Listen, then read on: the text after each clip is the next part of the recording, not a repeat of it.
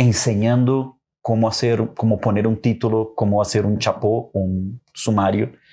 Había una frase alguna vez que él dijo allá en la redacción, creo que son, el verbo ser, son, el único son que entra en un título es el son cubano. Mauricio Sáenz, Chacho. Gran Joao. Muchas gracias por la invitación. ¿Ves cómo tú hablas cosas que quedan en la vida de las personas y es maravilloso, Chacho? Pues muchas gracias, de verdad, sí. Ha sido un gran honor pues que ustedes me inviten aquí y pues estoy listo para todo lo que ustedes quieran conversar. Él sí entró en mi vida antes, mucho antes. ¿Ves? Porque fue mi profesor en la Universidad Javeriana, periodismo internacional. Y es un hombre que sabe enseñar, está en él. Hay gente que tiene ese clic, ¿no? Que tiene ese saber llegar. Y el periodismo internacional, yo cuando entré a la Javeriana a estudiar periodismo, yo ya sabía lo que iba. Yo quería periodismo deportivo, gracias a Dios lo logré y es hoy mi profesión y mi carrera, ya de hace 17 años. Pero me encantaba y me sigue encantando el periodismo internacional. Gracias a Me parece fascinante y hay tantas cosas que uno puede hacer y que uno puede vivir y este hombre lo ha hecho y también ha enseñado a hacerlo. No sé si quieres arrancar por ahí, sé que tienes mil cosas. No, solo vamos a empezar a dejar de hablar de nosotros, sino de Mauricio Sáenz.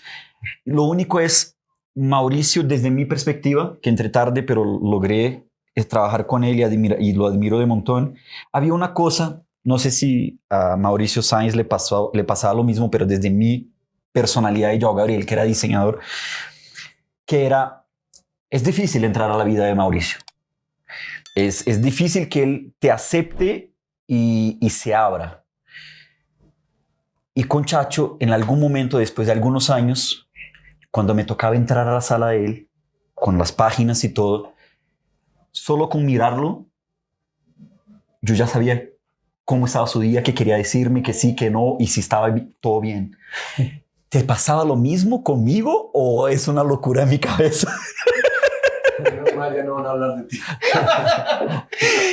No, la verdad es que, digamos, una de las cosas de avanzar en la vida y de hacerse mayor y todas esas cosas es que uno empieza a calibrar un poco más el alma de la gente, ¿no?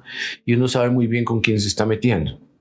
Entonces, pues con Joao yo inmediatamente tuve un vínculo muy fuerte y nos entendimos bien, muy bien. Lo único que le faltó fue ser un poco más hincha de Millonarios, que creo que todavía en eso no ha avanzado nada.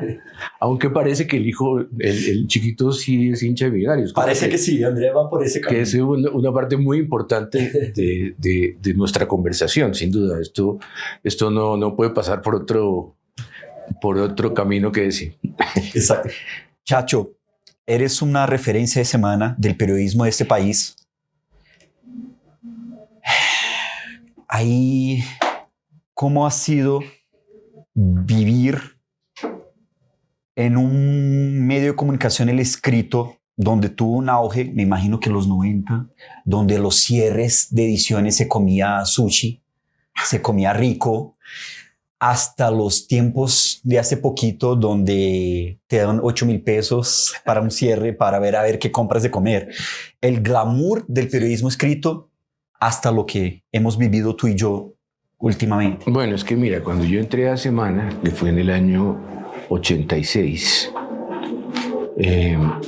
y Semana era un medio de comunicación absolutamente artesanal, porque eso se hacía, ustedes no se imaginan cómo se hacía una revista en 1986.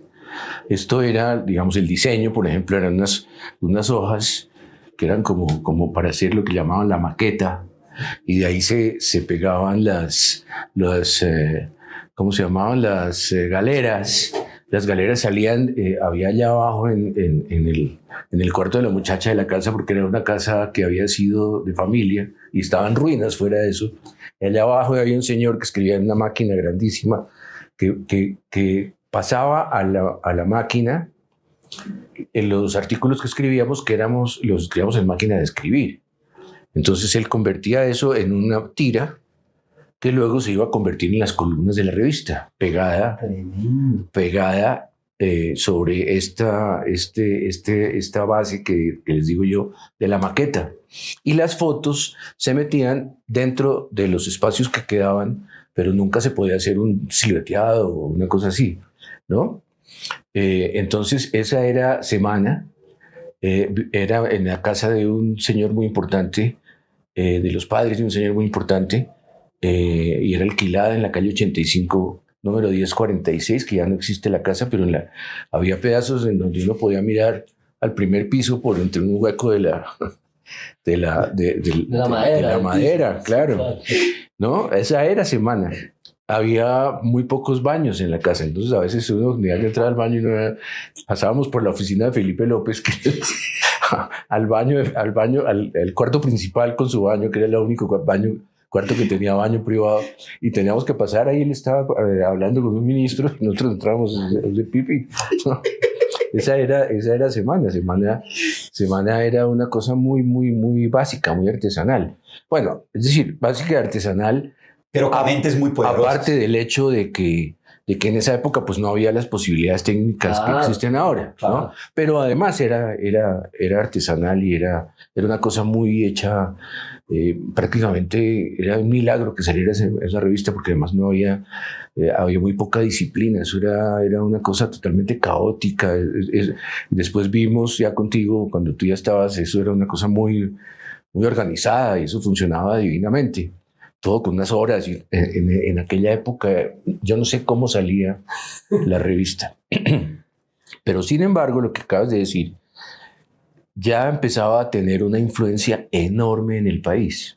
Es decir, salir en la revista Semana era una cosa importantísima. Y eso fue a lo largo de todos estos años, incluso después de que comenzó el auge del periodismo por internet, ¿no? Semana llegó a tener una enorme influencia en el país. A los ministros, que lo acaban de decir en chiste, iban a Semana. Nosotros no teníamos que ir a buscarlos. Ellos venían a salir en Semana.